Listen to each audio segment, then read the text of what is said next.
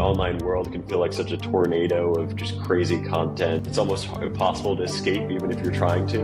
And I read just countless books on the topic, tried a ton of different ways of reducing my screen time, like apps and even lock boxes where you can like lock your phone in. I wonder how someone would recognize that. How did you feel? How did you recognize like, hey, I'm spending too much time here? It feels like a productivity killer when you're in the moment, and it feels like you don't have any time to yourself, and it's a feeling more than anything like your attention is just fractured and it just feels kind of out of control. You could argue that maybe some of the social media and the, as you said, algorithmic entertainment platforms, some might be worse than others. Some people are going to argue like, oh, on LinkedIn, I use it for business, except for LinkedIn is now also pushing video.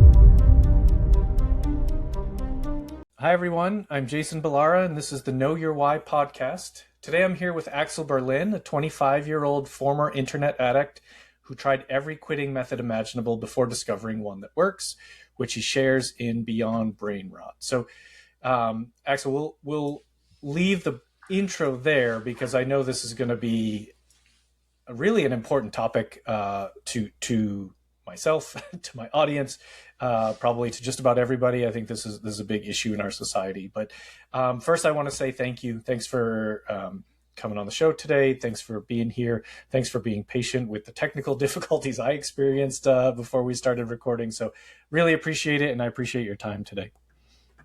Yeah, thank you so much, Jason. I'm really excited to talk about it, and I appreciate you taking the time. Awesome. Well, let's start with just hearing a bit about yourself, your background, kind of what brought you to where you are today. So I grew up, in the dawn of the internet era. I was born in 2000, and basically, like many probably listening right now, I got really hooked on my devices from a pretty young age. So growing up with, right with the smartphone, social media, I got really into gaming, and just screen time kind of got out of control. I would make time for schoolwork and what I had to do and the various sports I played. But the second I got home, I would just go back online and just waste tons of time. And I could kind of feel deep down that it's not how I wanted. I wanted to get some real hobbies or do something, better with my time. But I, felt like I couldn't. And that just continued for years until I sort of had a bit of an awakening during COVID where I'm sure everyone had it, where their just entire lives was online, and it just came almost a breaking point, and trying to understand why it feels like such a tornado. The online world can feel like such a tornado of just crazy content, and that it's almost impossible to escape even if you're trying to. And I read just countless books on the topic, tried a ton of different ways of reducing my screen time, like apps and even lock boxes where you can like lock your phone in, and all sorts of things. Read a bunch of books on the topic, and then finally, over a lot of iterations, I kind of came up with a new method for myself originally, just to reform my own habits. And I kind of developed one that I thought was really impactful and miraculous on my end, and it's sort of a framework of transforming my digital habits. And after I did that, I decided to write a book on the topic just to share it with the world. Right here, it's called Beyond Brain Rot, and I'm excited to talk about it today. Yeah, fantastic. Well, as I mentioned, I think this is probably a problem that almost everybody deals with to some extent, maybe more or less in the amount of time that you spend on the screen, but certainly it is of concern, I think, for most people. So great that you were able to kind of overcome what you felt was a problem for you, and then take that, those experiences and pass them along in the book. You mentioned, so I think some of this certainly is generational. I'm older. Actually, today is my birthday. I'm 51, and so I grew up without this stuff. Like it wasn't a part of life. But I do think about this because I have young kids. I think about if you can look at screen time as a negative thing, but even like the schools are using screens and they're sending the kids home with iPads and all of that. So I mean, I think that we've got to look at this and figure out ways to address it, as it is part of our lives. It's just how do we make it where it's a productive part of our lives, rather than as you experienced it, it felt like it was a problem to you. And I'm sure a lot of people maybe don't feel like it's a problem or don't want to acknowledge that it's a problem, but I think we all probably spend too much time doom scrolling and all of that. So when you were first getting, I guess, the realization that this was a problem for you, I mean, what did you? I'd wonder how someone would recognize that. How did you feel? How did you recognize, like, hey, I'm spending too much time here? It's easy enough to say Right. that's probably the case for a lot of us, but like, how did you really come to that realization? It feels like a productivity killer when you're in the moment, and it feels like you don't have any time to yourself, and it's a feeling more than anything, like your attention is just fractured, and it just feels kind of out of control if you're on these feeds at all time, and you know that it's not good for you or really what you want to do with your time.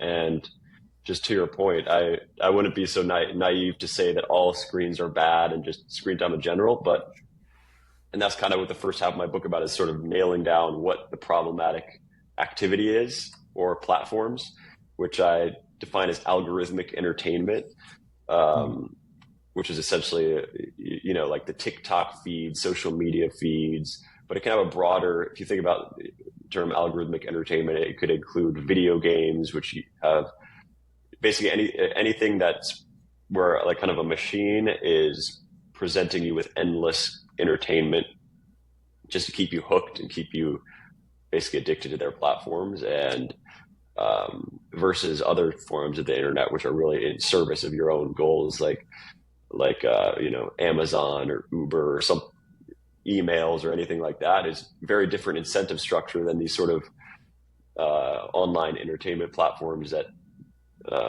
yeah. Well, so I guess maybe let's define that. Maybe let's define where you think the actual problem lies. Maybe Hmm. some you mentioned TikTok. So I mean, I think that you could argue that maybe some of the social media and the, as you said, algorithmic entertainment platforms, some might be worse than others. Some people are going to argue like, oh, on LinkedIn I use it for business, except for LinkedIn is now also pushing video, and like Yeah. they kind of all want the whole idea from these platforms is the algorithm wants you to stay there. They want you to just keep looking, and they want you, so they're going to throw things in front of you that they figure out that it are interesting to you, or that you look at for longer, or whatever the case may be. So where do you think, maybe break that out for us a little bit more, is like, where do you think the problem really lies, and as the those the algorithmic entertainment or the addictive platforms? Yeah, so I would describe it as kind of the, your locus of control, like who's driving the ship, or I guess, is it you searching out for what you want to see? If you're looking for knowledge, if you want to read some blog online, that's a very healthy activity, versus if you have an external locus of control, which is the algorithm itself, and it's presenting you a bunch of content that you didn't ask for, but it's basically just showing you the most entertaining, stimulating stuff possible, so that it hooks you onto it, and to watch as much ads as possible. And that could be even like the LinkedIn homepage, the Instagram feeds.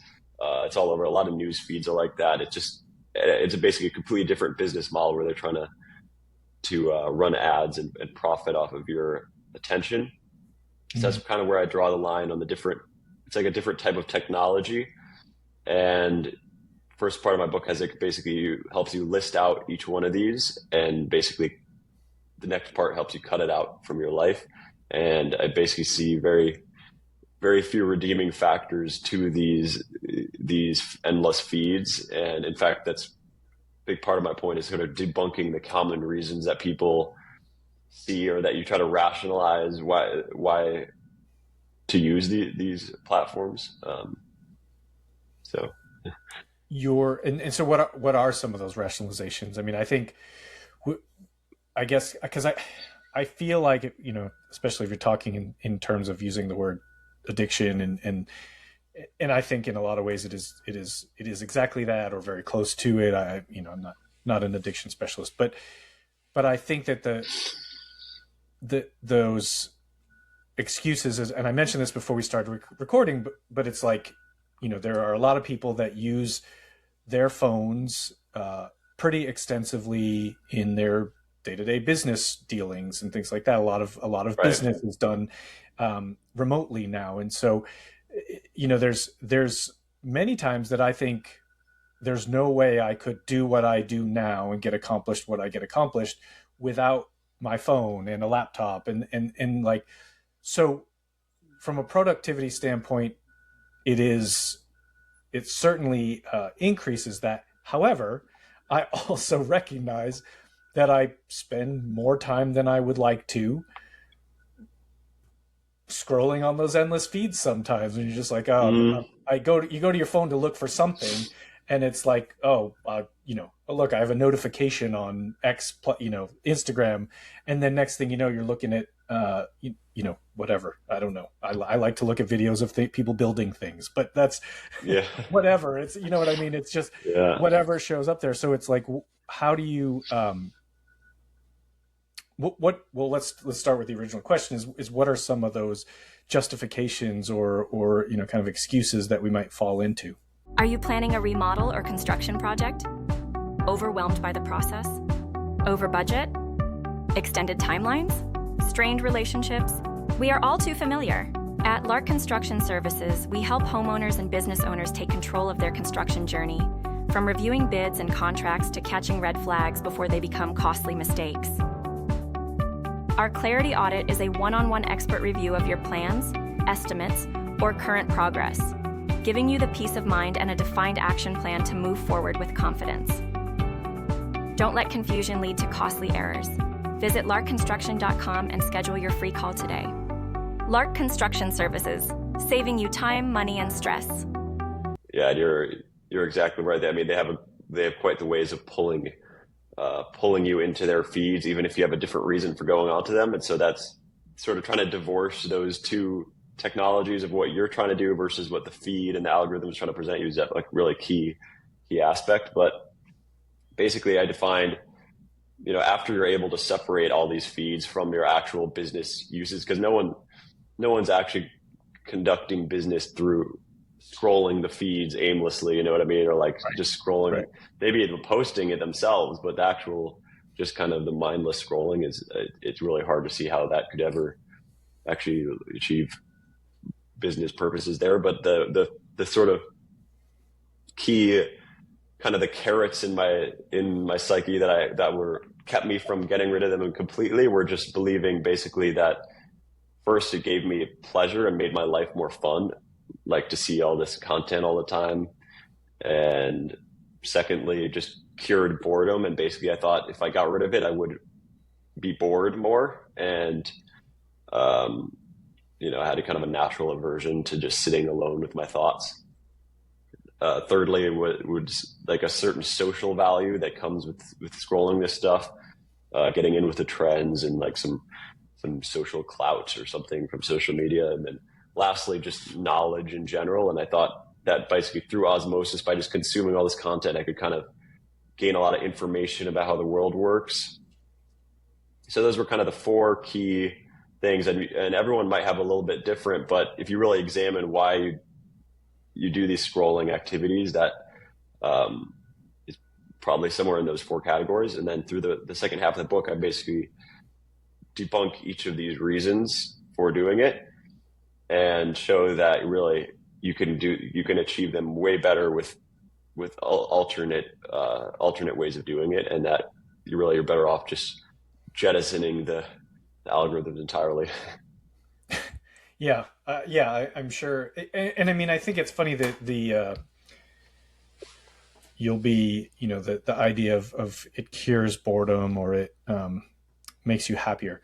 I I think that we maybe that's easy to tell yourself those things, but I think in no way do I don't think I've ever gotten off of scrolling social media and felt happier or less bored. Like Yeah. I was like, I just wasted time. That's what I felt. I wasted some time. Yeah. I filled some time with something.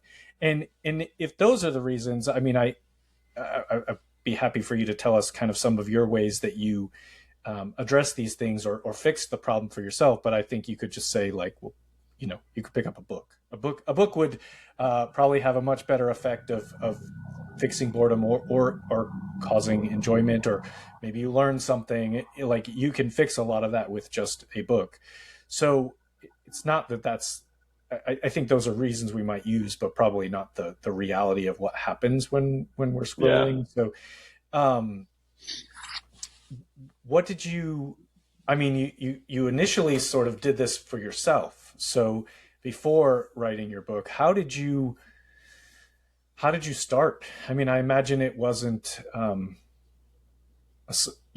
don't know, maybe it was I put my phone down and never picked it up again. But I mean, how did you kind of start that process of recognition and then sort of changing how you handled these things?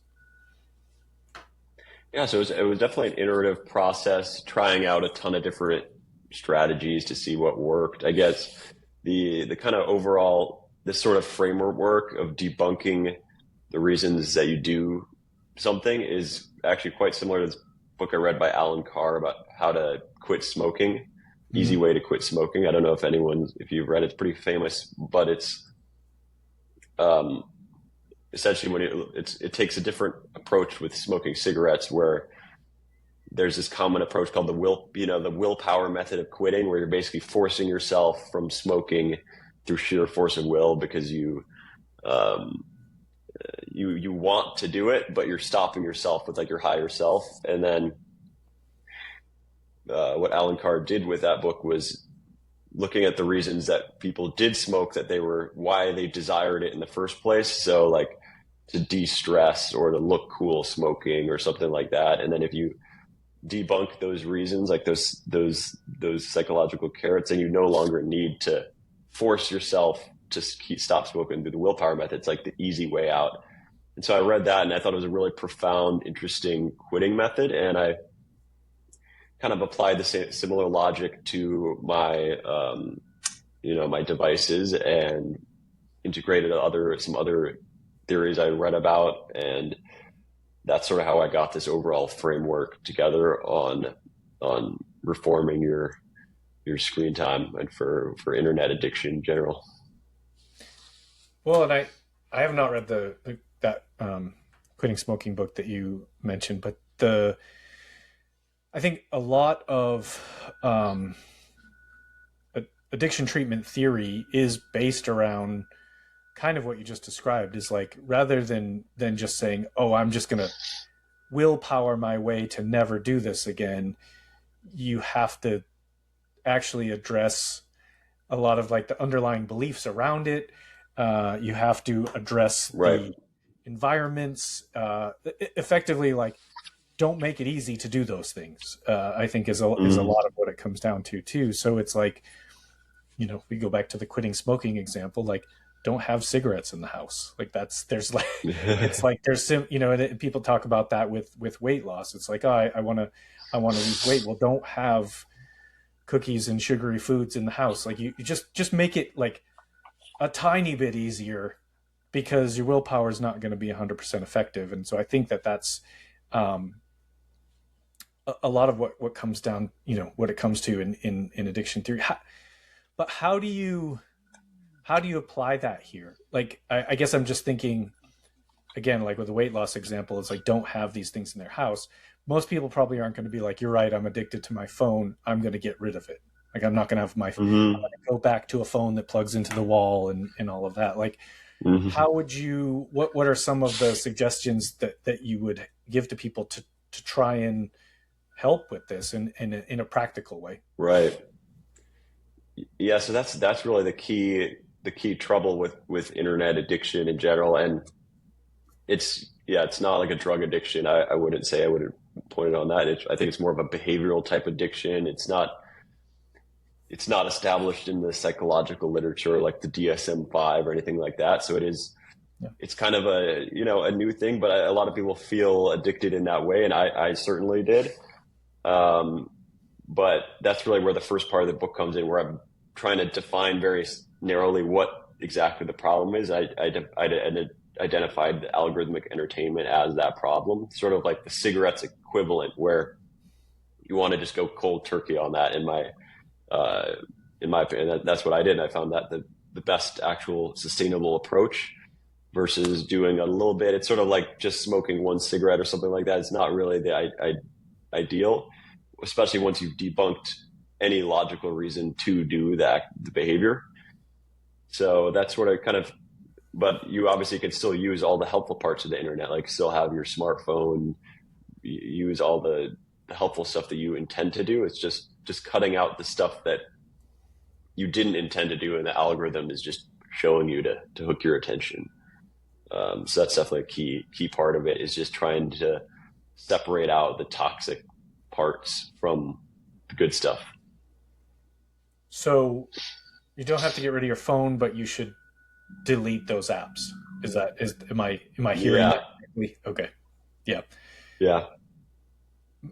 Makes sense. I think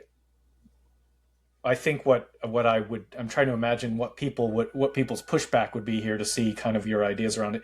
And I think that one is going to be the people that use those platforms for their own marketing. And they would, the marketing gurus would have you believe you've got to be on there and interacting and answering DMs and all of that. But I think that's a pretty slippery slope too. So do you have any solution or idea on what to do with, for business owners that are using it, ideally they're using it for business purposes, but ultimately maybe it again leads to, okay, I did my work part of this scroll. Now I'm just still on here kind of looking around, which I think happens. It happens to me. Yeah. And it's the second, I wish there was a way to turn it off, but like the second you open an Instagram app, you'll get hit with like their algorithmic feed or whatever they're showing you. They're really trying to get you on there and scrolling. But I'd say, easy thing to do is just to access it through your laptop. So basically deleting it from your smartphone, like the Instagram and TikTok and that type of thing. And then just, if you have like a valid business marketing reason, you can just, post your marketing on your laptop and then basically ignore it after the fact.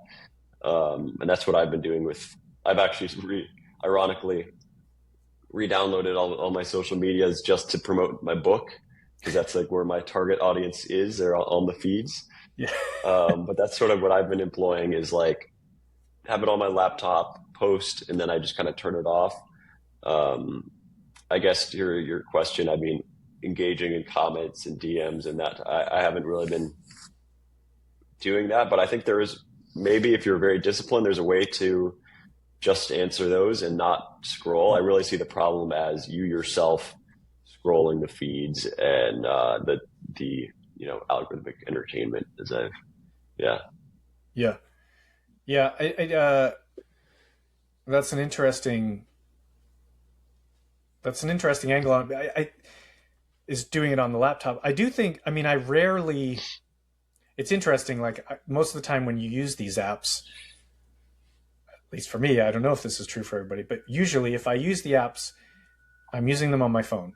And if I happen to use them from a computer, I don't do the scrolling. Like I don't end up sitting there like going through everything. So it's kind of an interesting, I don't know why that would be different, but it seems like it is different inherently, that I would think that my feed is the same, whether I'm on my phone or on a computer, but I just don't, I don't know. It's an interesting thought that I'm not sure that I even have a question around it. It's just you made me think about it. So it is interesting.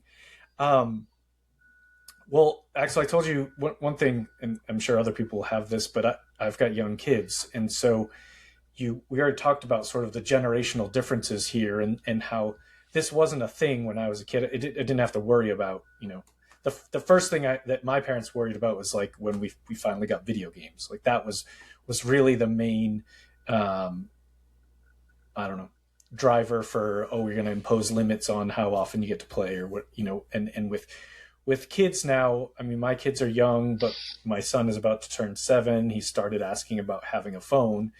I have no intention of giving him a phone anytime soon, but I know that some of his friends already have them. Do you, I mean, for the parents that are listening, as a young person yourself, like, do you have any suggestions or ideas as to how people should handle this with their kids to maybe, I don't know, have a healthier relationship with their devices, I guess? Yeah, it's definitely a very important, pressing topic, and I think one of the best, especially on this children's stuff, like the Jonathan Haidt with the anxious generation, he just released this new book. It's like a workbook for kids to a parenting type thing. And I think he's like really great expert on the topic. So definitely recommend checking out some of his suggestions. My book is a little more focused on like an individual level. Like you think you have a problem yourself and want to fix it. And I think kids are a different ball game because you kind of have a responsibility over them to manage what they're doing. So maybe that means just parental controls and sort of identifying if there's a way to ban TikTok or whatever off the feeds, but keeping the good parts, or banning the Instagram or those, or even YouTube can have to kind of suck people in. I think that's good, but there's also the kind of collective action problem where if all the friends, you also don't want your kid to be left out socially if all the friends are on social media. Right. Especially when a kid, if I might reason my way into saying like it's actually pretty socially useless to have, like you're not going to get invited out more just for having an Instagram or something like that. But it's for a kid, it's probably a little bit harder for them to see it that way. But yeah,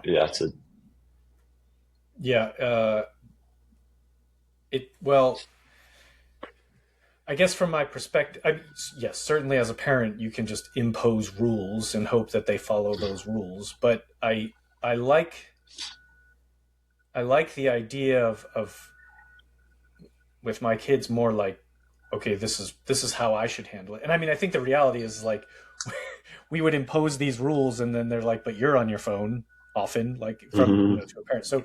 So I think taking these concepts that your book is describing and putting them into practice for yourself is probably going to make that a whole lot more.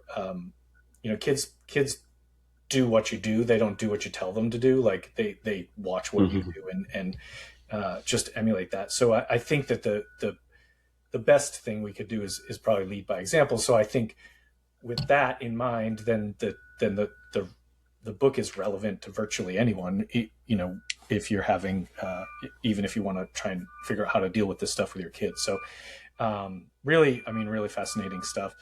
Well, Axel, let me switch gears here. I want to make sure I get to wrap up with the questions I ask every guest. And the first one is about the name of the show being Know Your Why. So I do like to ask every guest, what is your why? And you're probably one of the younger people I've had on the show, so that's pretty cool. I'm always interested in different perspectives and different generations. But what's your why? What's driving you? I mean, this is interesting to have at a young age recognized this and been able to come up with a book around it. So I think pretty fascinating, and obviously you've thought through a lot of these concepts, so pretty cool. But what is your why? What's kind of driving you? What are you excited about next? Yeah, so I'd say that if you think about your just life on a kind of existential level, what your life is over time is just kind of a conscious experience over time. It's just your awareness, what you choose to pay attention to. It's just the sum of what you pay attention to over time. So basically, if you're not spending the time how you'd like to, and you feel like it's getting yanked around with kind of low value brain rot content from these big algorithmic feeds that are trying to profit off your attention, it's basically like a real threat to your life. I mean, it's to be dramatic, but I see it as like a very severe problem, because it is your life, that it's basically taking advantage of your most precious resource, which is your time.